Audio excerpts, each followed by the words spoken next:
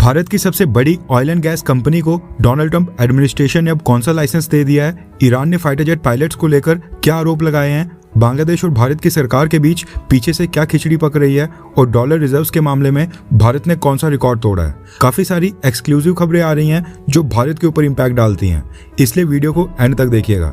Video में हमने काफी इंपॉर्टेंट अपडेट्स कवर की हैं, लेकिन हम वीडियो की शुरुआत करेंगे आज की सबसे पॉजिटिव न्यूज से, जो कि रिजर्व बैंक ऑफ इंडिया ने सुनाई है। रेफरेंस के लिए आपकी स्क्रीन के ऊपर आर्टिकल का स्क्रीनशॉट है। न्यूज निकल कर आ रही है कि भारत के फॉरेन एक्सचेंज रिजर्व्स ने $700 बिलियन के मार्क को क्रॉस कर लिया है। आरबीआई के डेटा के मुताबिक पिछले एक हफ्ते में भारत के फॉरेक्स रिजर्व्स में $14 बिलियन की बढ़ोतरी देखने को मिली है। भारत के फॉरेक्स रिजर्व्स $692.8 बिलियन से सीधा $707 बिलियन तक पहुंच गए हैं। ईरान वॉर स्टार्ट होने के बाद ये अब तक की भारत के फॉरेक्स रिजर्व्स में सबसे बड़ी बढ़ोतरी देखने को मिली है। इस साल के शुरुआत में 27 फरवरी को भारत के फॉरेक्स रिजर्व्स ने ऑल टाइम हाई $728 बिलियन का मार्क टच किया था, लेकिन नेक्स्ट डे 28 फरवरी को ईरान अमेरिका वॉर स्टार्ट हो गया था, जिसके बाद भारत के फॉरेक्स रिजर्व्स $728 बिलियन से नीचे गिरते गिरते $670 बिलियन तक चले गए थे। लेकिन अब हम धीरे धीरे रिकवरी कर रहे हैं और वापस से $707 बिलियन तक पहुंच गए हैं। इसके साथ ही इंडियन रुपीस की बात करें तो वीडियो रिकॉर्ड करते समय एक यूएस डॉलर के मुकाबले इंडियन रुपीस की वैल्यू ₹95.45 चल रही थी। नेक्स्ट अपडेट आ रही है भारत की सबसे बड़ी oil and gas company ONGC को लेकर। अमेरिका और वेनेजुएला से इसको लेकर बड़ी अपडेट है। रेफरेंस के लिए आपकी स्क्रीन के ऊपर द इकोनॉमिक टाइम्स के आर्टिकल का स्क्रीनशॉट है। न्यूज निकल कर आ रही है कि यूएस ट्रेजरी डिपार्टमेंट ने भारत की ONGC कंपनी को वेनेजुएला में ऑयल एंड गैस इन्वेस्टमेंट और ऑपरेशंस को वापस से स्टार्ट करने की परमिशन दे दी है, जिसके बाद अब ONGC कंपनी वेनेजुएला की ऑयल एंड गैस फील्ड में इन्वेस्टमेंट और अपने ऑपरेशंस वापस से स्टार्ट कर सकती है। दरअसल वेनेजुएला में जब निकोलस मादुरो प्रेसिडेंट थे, उस समय अमेरिका ने वेनेजुएला के ऑयल और गैस सेक्टर के ऊपर कई सारे सैंक्शंस लगा लिए थे, लेकिन निकोलस मादुरो को कैप्चर करने के बाद वेनेजुएला के जो भी ऑयल और गैस एसेट्स हैं, उन सबको आज की डेट में अमेरिका कंट्रोल कर रहा है और उसको लेकर जो भी फैसले होते हैं वो व्हाइट हाउस से सुनाए जाते हैं। जब तक निकोलस मादुरो वेनेजुएला का प्रेसिडेंट था, उस समय तक तो ONGC अमेरिका के सभी सैंक्शंस को फॉलो कर रही थी और जिन भी प्रोजेक्ट्स में ONGC ने इन्वेस्टमेंट की थी, उनको ONGC को अचानक से रोकना पड़ गया था। रिपोर्ट्स के अकॉर्डिंग भारत की ONGC कंपनी की इन्वेस्टमेंट का $600 मिलियन का डिविडेंड था। $600 मिलियन की कमाई थी, वो भी हम वेनेजुएला के प्रोजेक्ट से निकाल नहीं पा रहे थे, क्योंकि अमेरिका ने काफी स्ट्रिक्ट सैंक्शंस लगा लिए थे, जिनमें बैंकिंग सेक्टर भी इन्वॉल्व था। अब सबसे पहले तो जितना भी डिविडेंड इनकम होगी वो सारी ONGC विदेश लिमिटेड वेनेजुएला के ऑपरेशन से निकाल पाएगा। इसके साथ ही जो पुरानी इन्वेस्टमेंट का रिटर्न और डिविडेंड इनकम थी, वो सारी अब ONGC के पास आने वाली है। अब ये एग्जैक्ट अमाउंट $600 मिलियन है या फिर उससे ज्यादा, ये तो खैर अभी तक ONGC विदेश लिमिटेड ने खुद ही कंफर्म नहीं किया है, लेकिन न्यूज रिपोर्ट्स में बताया जा रहा है कि कम से कम $600 मिलियन ONGC विदेश लिमिटेड के वेनेजुएला के अंदर फंसे थे, अब वो इनको मिल जाएंगे। इसके साथ ही ONGC विदेश लिमिटेड के पास वेनेजुएला में 2 प्रोजेक्ट्स हैं। एक सैन क्रिस्टोबल फील्ड में 40% की हिस्सेदारी है और दूसरी काराबोबो 1 प्रोजेक्ट में 11% की हिस्सेदारी है। इसमें दूसरी भारतीय कंपनीज की कुल मिलाकर 18% की हिस्सेदारी कंट्रोल है। अब जब ONGC विदेश लिमिटेड को अपने ऑपरेशंस वापस से शुरू करने का लाइसेंस मिल गया है और ONGC ने बताया है कि वो इन दोनों प्रोजेक्ट्स की ऑपरेटरशिप भी अपने हाथ में लेने वाले हैं, यानी खुद इनको ऑपरेट करेंगे। ONGC के MD राजर्षि गुप्ता ने बताया है कि company US department of treasury से कुछ और स्पेसिफिक लाइसेंस भी लेने की कोशिश कर रही है, जिसके बाद कंपनी वेनेजुएला की अथॉरिटीज और जॉइंट वेंचर पार्टनर्स के साथ नए प्रोजेक्ट्स के अंदर भी एंटर हो पाएगी। यानी जो पहले के 2 प्रोजेक्ट के अंदर इन्वेस्टमेंट की थी, 2 प्रोजेक्ट्स में हिस्सेदारी थी, वो तो आगे चलती रहेगी, लेकिन अब और भी वेनेजुएला के अंदर ऑयल और गैस प्रोजेक्ट्स के अंदर ONGC विदेश लिमिटेड हिस्सेदारी लेगी और उनके अंदर इन्वेस्टमेंट करेगी।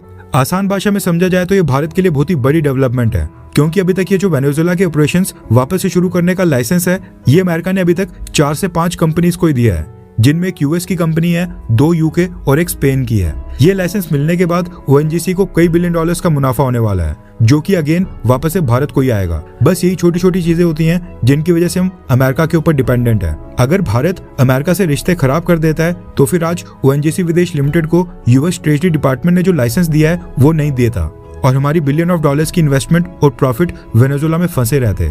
नेक्स्ट अपडेट आ रही है ऑपरेशन सिंदूर को लेकर। रेफरेंस के लिए आपकी स्क्रीन के ऊपर आर्टिकल का स्क्रीनशॉट है। Retired Indian army chief general Upendra Dwivedi sir ने ऑपरेशन सिंदूर के ऊपर कमेंट करते हुए जानकारी दी है कि ऑपरेशन सिंदूर का नाम प्राइम मिनिस्टर नरेंद्र मोदी ने सिलेक्ट किया था। रिटायर्ड आर्मी चीफ ने बताया है कि पहलगाम हमले का बदला लेने के लिए जो ऑपरेशन करना था, उसके लिए सेना ने ऑपरेशन टूलिप गार्डन नाम सजेस्ट किया था। यानी सेना को नहीं पता था कि प्रधानमंत्री मोदी के मन में कोई नाम है, वो अपनी तरफ से ऑपरेशन टुलिप गार्डन नाम का प्रपोजल लेकर पीएम मोदी के पास गए थे। टुलिप गार्डन इसलिए क्योंकि कश्मीर में टुलिप गार्डन है जो कि काफी फेमस भी हैं। उसी से रिलेटेड नाम देने का सोचा था, लेकिन मीटिंग में प्रधानमंत्री मोदी ने सुझाव दिया कि ऑपरेशन का नाम ऑपरेशन सिंदूर रखा जाए, क्योंकि आतंकियों ने भारतीय महिलाओं के पतियों की जान ली थी। पीएम मोदी ने कहा कि उन्होंने हमारी महिलाओं के मांग का सिंदूर उजाड़ा है, तो हमको उसका बदला लेना है, इसलिए इस ऑपरेशन का नाम ऑपरेशन सिंदूर रखा जाए। जिसके बाद तीनों विंग्स यानी कि आर्मी, एयरफोर्स और नेवी तीनों ने ऑपरेशन सिंदूर के सेम नाम के अंडर कोऑर्डिनेटेड ऑपरेशन कंडक्ट किया था। वैसे आपको कौन सा नाम सही लगा, ऑपरेशन सिंदूर या फिर ऑपरेशन टुलिप गार्डन? नीचे कमेंट कर अपनी राय जरूर बताएं। नेक्स्ट अपडेट आ रही है मिडिल ईस्ट में ईरान वॉर से संबंधित। रेफरेंस के लिए आपकी स्क्रीन के ऊपर आर्टिकल का स्क्रीनशॉट है। ईरान की सरकार ने खुलासा किया है कि उनके 3 पायलट्स कतर की हिरासत में हैं। ईरान आर्म्ड फोर्सेस ने एक स्टेटमेंट इशू करते हुए जानकारी दी है कि जावेद सलाही, अब्दुल माजिद और उमरान नाम के ये 3 पायलट्स हैं जो पिछले 6 महीने से कतर की हिरासत में हैं और कतर ने अभी तक इनको रिलीज कर ईरान को वापस नहीं भेजा है। ईरान ने बताया कि ये तीनों pilots Sukhoi Su-24 fighter jets के क्रैश होने के बाद कतर की टेरिटरी के अंदर लैंड हुए थे, जिसके बाद कतर की सिक्योरिटी फोर्सेस ने इनको अपनी हिरासत में लिया था। एक पायलट की जान चले गई थी, जिसके मॉर्टल रिमेन्स ईरान को पिछले महीने कतर ने हैंडओवर कर दिए थे, लेकिन बाकी 3 पायलट्स को कतर ने न रिलीज किया है, न ही उन पायलट्स को अपनी फैमिली या फ्रेंड के साथ बात करने की परमिशन दी है। अब ये तो था ईरान का कहना, लेकिन सामने से कतर ने भी ईरान के पायलट्स को कैप्चर करने से इनकार कर दिया है। रेफरेंस के लिए आपकी स्क्रीन के ऊपर आर्टिकल का स्क्रीनशॉट है।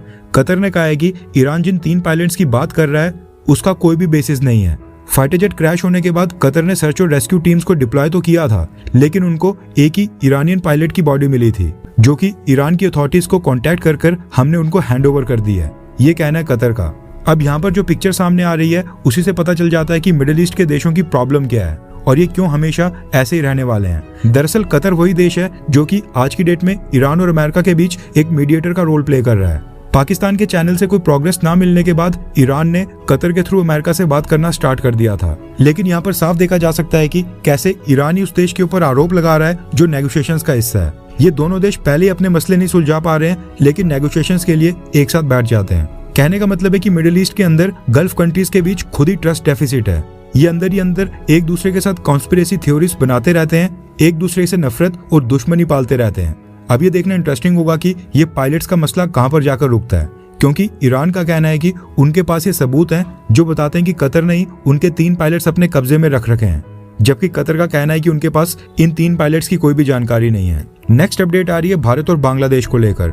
जैसा कि हमने आपको पहले भी बताया था, भारत की सरकार ने बांग्लादेश के new prime minister Tarique Rahman को भारत की यात्रा पर बुलाया था। एक तो पहले बायलेटरल विजिट का इन्विटेशन दिया गया था, जिसमें तारिक रहमान स्पेशली प्रधानमंत्री मोदी से मीटिंग करने दिल्ली आने थे, और दूसरा इन्विटेशन भेजा गया था ब्रिक्स आउटरीच समिट में गेस्ट के तौर पर। अब ये जो भारत का इन्विटेशन है, इसको लेकर मीडिया में 2 तरह की न्यूज चल रही है। हम दोनों न्यूज आपको बताएंगे, और वो भी स्क्रीनशॉट के साथ, यानी हम आपको पूरा सबूत देंगे। सबसे पहले आप ये देखिए द टाइम्स ऑफ इंडिया के आर्टिकल को। सबसे पहले ये न्यूज आ रही है कि तारिक रहमान इसी महीने यानी कि अगस्त के आखिरी हफ्ते में भारत आने वाले हैं। पॉसिबिलिटी है कि तारिक रहमान 24 से 25 अगस्त को 2 दिन की भारत की यात्रा पर आएंगे। डेट्स अभी कंफर्म नहीं हुई है, लेकिन बताया जा रहा है कि 20 अगस्त से लेकर 25 अगस्त के बीच तारिक रहमान किन्हीं भी 2 दिन भारत आ सकते हैं। रिपोर्ट के अकॉर्डिंग तारिक रहमान अगले महीने ब्रिक्स समिट में हिस्सा लेने भारत नहीं आएंगे, यानी ब्रिक्स समिट की जो इन्विटेशन थी उसको उन्होंने रिजेक्ट कर दिया है और वो डायरेक्ट भारत पहले ही आ रहे हैं, इसलिए वो अगस्त महीने में ही भारत की यात्रा कर लेंगे। अब मे भी ये हो सकता है कि तारिक रहमान ब्रिक्स समिट से दूरी बनाना चाहते हो, ताकि वो किसी भी तरह डोनाल्ड ट्रंप एडमिनिस्ट्रेशन को नाराज ना करें, या फिर अमेरिका की तरफ से प्रेशर आ रहा हो कि तारिक रहमान ब्रिक्स समिट का हिस्सा ना बने। अब कारण जो भी हो, लेकिन पहली न्यूज स्टोरी ये आ रही है कि बांग्लादेश के prime minister Tarique Rahman BRICS summit को मिस करेंगे, लेकिन उसके पहले 20 से 25 अगस्त के बीच कभी भी प्रधानमंत्री मोदी से मुलाकात करने भारत आ सकते हैं। अब दूसरी स्टोरी की बात करें तो द ट्रिब्यून ने इस आर्टिकल को पब्लिश किया है। द ट्रिब्यून के न्यूज के अकॉर्डिंग बांग्लादेश के प्राइम मिनिस्टर तारिक रहमान ने भारत के सामने कंडीशन रखी है कि वो भारत की यात्रा पर तभी आएंगे जब भारत शेख हसीना की एक्स्ट्राडिशन को फास्ट ट्रैक करेगा। जब तक शेख हसीना को बांग्लादेश को नहीं सौंपा जाएगा, तब तक तारिक रहमान भारत की यात्रा पर नहीं आएंगे। ये कंडीशन बांग्लादेश की सरकार ने Indian high commissioner Dinesh Trivedi sir को बताई थी, और ये कंडीशन बताने के बाद ही Indian high commissioner Tariq Rahman से मिले और उनके मिलने के बाद डायरेक्ट न्यू दिल्ली में प्रधानमंत्री मोदी से 1-on-1 मीटिंग करने आए थे। ये दोनों न्यूज इस समय चल रही हैं। अब इन दोनों में से सच्चाई क्या है आगे क्या होता है वो तो खैर अगले 8 से 10 दिनों में पता चल ही जाएगा, लेकिन दोनों एंगल सामने आ रहे हैं, इसलिए हमने आपको दोनों स्टोरी बता दी। ये दोनों न्यूज एक ही केस में सच हो सकती हैं अगर भारत शेख हसीना को 25 अगस्त से पहले एक्स्ट्राडाइट कर बांग्लादेश की सरकार को सौंप दे और फिर तारिक रहमान खुशी से भारत आ जाएं। अब कहने को कुछ भी हो सकता है, जियोपॉलिटिक्स में एक रात के अंदर ही सिनेरियो चेंज हो जाते हैं, इसलिए अब हम वेट एंड वॉच करने के अलावा कुछ नहीं कर सकते हैं। आपको क्या लगता है कि क्या भारत को शेख हसीना को बांग्लादेश को भेज देना चाहिए, हाँ या फिर ना? जब तक शेख हसीना अपनी मर्जी से भारत में रहना चाहती हैं तब तक शेख हसीना को भारत में रहने दिया जाए। आपका क्या मानना है नीचे कमेंट कर अपनी राय जरूर बताएं।